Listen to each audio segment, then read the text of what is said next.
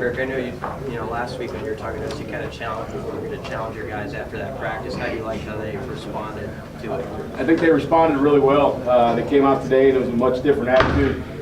Very spirited practice is a good word for it, I guess, on both sides. And I thought we came out and were firing all cylinders. The guys were excited, good emotion, good communication. A lot of carryover as I look around individual. A lot of carryover from drill to team. That's what wasn't happening last year. They were just trying to get lined up and execute. But there's a lot of carryover happening right now, and a lot of good stuff. So I was happy. Scott mentioned your Hicks injury to us. How do you just feel about where your middle backers are at right now? I don't think we're deep enough there for sure. Obviously, Scott mentioned that injury. We got to have some of those other guys step up. Maybe some incoming guys. Some of these walk-on guys. They're not walk-ons anymore to me. I mean, they're just 2s and 3s, and they got to go. They got to get ready, but we needed to keep developing depth at that position. We're going to have another big year recruiting at that position, but I don't feel great about the depth right now. Hey, Coach, what do you think you'll be able to see from your unit in front of a packed house in Morgan State that maybe you haven't been able to observe here in the Hawks? I don't know if it's something you haven't been able to observe. I mean, obviously every spring game you tamp it down a little bit, running some base stuff.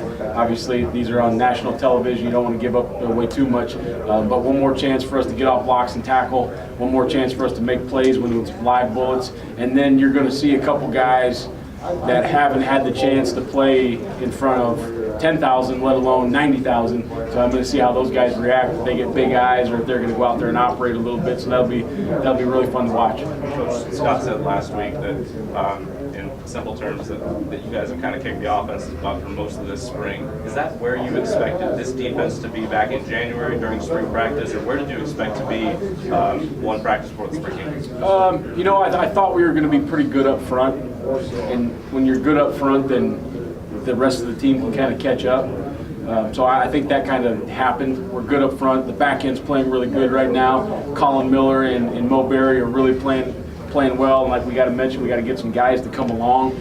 But I don't know if I thought we'd be quite where we're at. I'm pleased. I don't think we're ready to go play the college football playoffs right now by any stretch of the imagination. But I'm pleased with where we're at. I think it's good progress. How much did Darren Daniels figure into that? Like, how happy have you been with him, and how good has he been for that defensive line? Yeah, I've been really happy with him. Not just that, obviously he's a good football player. I think you guys have figured that out from the comments, but he's really helped the whole group elevate. He's provided competition.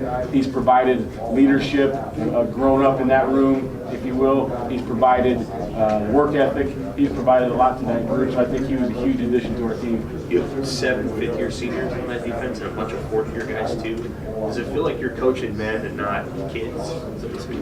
You know what? Regardless of age, it feels like we're coaching, some grown men this year. And I don't think it's age. I think it's attitude of the team. I think it's how they're working, how they go about their business. I don't know if it's a 180, but at least a 90-degree turn from where we were at finishing that year. So I'm really happy with the way the guys just work and the way they understand what we're trying to get done. How much does that process and having that kind of locked down help the early enrollees, those younger guys, to step up and not really miss a beat? It's been huge, and I think we've embraced the attitude where I tell those guys that the last meeting we ever have is I'm going on the road and I am trying to replace you. Everybody in this room, period. Your job is to teach the new guys how to take your job and know they can't do it. And I think Mo Berry and some of those DBs are embracing that job. I'm going to teach you how to take my job, bud, but you can't do it. You can't outplay me, you can't outwork me. And that's been a huge step in the right direction for us. Coach, it sounds like you won't be able to see very much of Adrian Martinez probably in the spring game. That's great for us. What have you seen him? How's he grown as far as Adrian Martinez is an exceptional football player. And, as a defensive coach, a lot of times in practice, especially when the head coach is an offensive guy, you think you got a sack and you're like, oh, blow the whistle, because you're not supposed to touch the quarterback. But that guy back there, a lot of times the kids are like, there's a sack. I'm like, no, it wasn't, boys. He got out of there and he's still running. So I think he's an exceptional football player. He's an exceptional leader. He makes our team better, not just the offense. I think he's as good as I've been around. Besides the leadership part of Adrian.